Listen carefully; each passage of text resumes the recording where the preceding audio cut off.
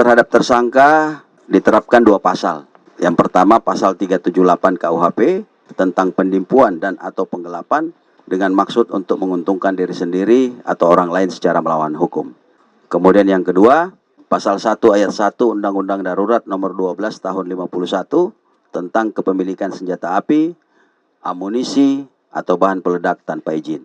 Ini ancaman utamanya hukuman mati atau seumur hidup dan atau hukuman penjara setinggi-tingginya 20 tahun.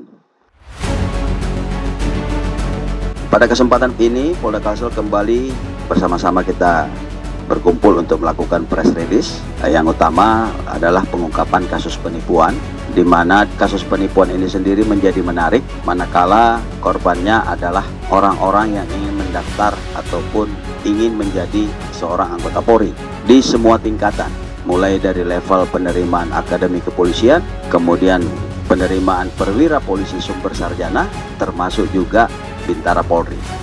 Dari hasil perbuatannya terdapat total sebanyak 24 orang warga sipil menjadi korban penipuan yang tersebar di beberapa wilayah di Indonesia, antara lain Kalimantan Selatan sendiri, kemudian Jakarta, Jawa Timur, Riau, dan Jawa Tengah. Bahkan ada salah satu korbannya adalah artis yang berinisial AF yang berdomisili di Jakarta. Ini juga menjadi saksi di dalam kasus ini. Kemudian ada 3 korban yang berasal dari Kalimantan Selatan dengan total kerugian mencapai 1.150 juta rupiah. Kemudian apabila seluruh kerugian korban ditotalkan, akumulasi dari beberapa korban, itu total kerugian 4.495 juta rupiah.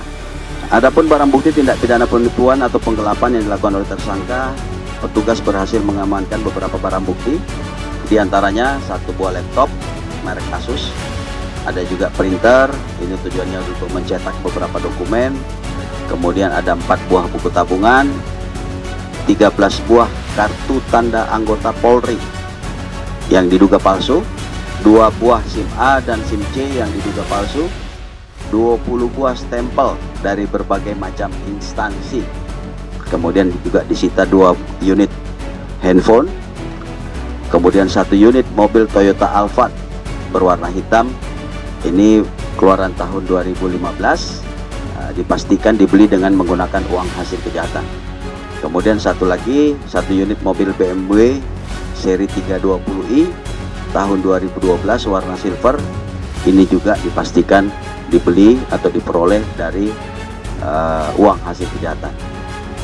Rekan-rekan sekalian, dapat juga saya informasikan selain kasus tindak pidana penipuan atau penggelapan yang telah dilakukan oleh tersangka, rekan-rekan di Treskrim Polda Kalsel juga bersama-sama dengan Bareskrim ini berhasil mengungkap kasus tindak pidana kepemilikan senjata api dan amunisi tanpa izin yang sah oleh tersangka Muhammad Ramadan alias Rama alias Agung bin Wibowo. Dalam kesempatan ini juga saya ingin menyampaikan bahwa terkait dengan proses rekrutmen atau penerimaan anggota Polri, seluruh tahapannya sekali lagi saya sampaikan tidak ada dipungut bayaran. Jadi kalau ada yang mengatasnamakan atau mengiming-imingi menggunakan jalur-jalur tertentu tetapi ujung-ujungnya duit, itu nggak usah dipercaya. Sekali lagi nggak usah dipercaya, karena sengaja kasus ini harus kita sampaikan ke publik biar juga publik percaya dan yakin bahwa memang modus-modus seperti ini banyak.